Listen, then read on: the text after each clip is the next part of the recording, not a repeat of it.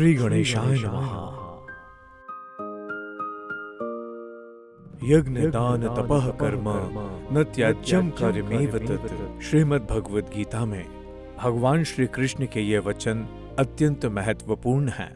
यज्ञ, दान और तप रूप कर्म किसी भी स्थिति में त्यागने योग्य नहीं है, अपितु कर्तव्य रूप में इन्हें अवश्य करना ही चाहिए। शास्त्रों में तप के अंतर्गत व्रतों की महिमा बताई गई है। सामान्यतः व्रतों में सर्वोपरि एकादशी व्रत कहा गया है। जैसे नदियों में गंगा, नर्मदा हैं, प्रकाशक तत्व में सूर्य, अग्नि, देवताओं में भगवान विष्णु की प्रधानता है, वैसे ही व्रतों में एकादशी व्रत की प्रधानता है।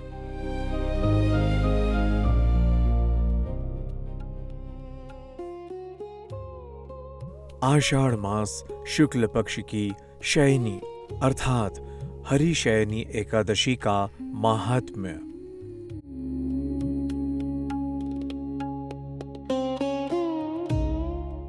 श्री युधिष्ठिर जी ने पूछा, भगवान, आषाढ़ के शुक्ल पक्ष में कौन सी एकादशी होती है? उसका नाम और विधि क्या है? यह बतलाने की कृपा करें। भगवान श्री कृष्ण बोले, राजन, आषाढ़ शुक्ल पक्ष की एकादशी का नाम शयनी है। मैं उसका वर्णन करता हूँ। वह महान पुण्यमयी, स्वर्ग एवं मोक्ष प्रदान करने वाली, सब पापों को हरने वाली तथा उत्तम व्रत है।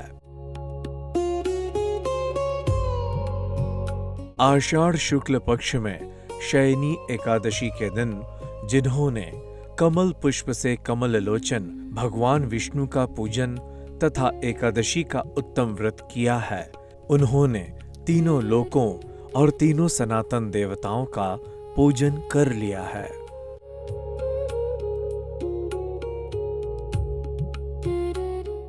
हरिशयनी एकादशी के दिन मेरा एक स्वरूप राजा बलि के यहाँ रहता है और दूसरा क्षीर सागर में शेष नाग की शैया पर तब तक शयन करता है जब तक आगामी कार्तिक की एकादशी नहीं आ जाती। अतः आषाढ़ शुक्ल एकादशी से लेकर कार्तिक शुक्ल एकादशी तक मनुष्य को भली भांति धर्म का आचरण करना चाहिए। जो मनुष्य इस व्रत का अनुष्ठान करता है वह परम गति को प्राप्त होता है। इस कारण यत्न पूर्वक इस एकादशी का व्रत करना चाहिए। एकादशी की रात में जागरण करके शंख, चक्र और गदा धारण करने वाले भगवान विष्णु की भक्ति पूर्वक पूजा करनी चाहिए। ऐसा करने वाले भक्त के पुण्य की गणना करने में चतुर्मुख ब्रह्मा जी भी असमर्थ हैं। राजन, जो इस प्रकार भोग और मोक्ष प्रदान करने वाले सर्व पापहारी एकादशी के उत्तम व्रत का पालन करता है, वह जाति का चांडाल होने पर भी संसार में सदा मेरा प्रिय करने वाला है।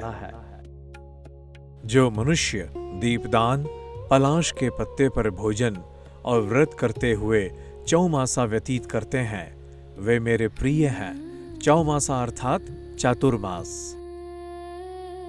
चतुर्मास में भगवान विष्णु सोए रहते हैं, इसलिए मनुष्य को भूमि पर शयन करना चाहिए।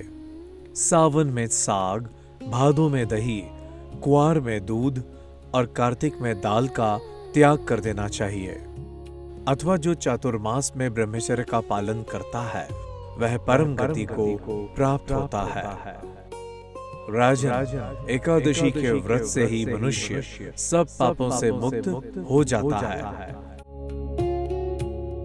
अतः सदा इसका व्रत करना ही चाहिए, कभी भूलना नहीं चाहिए।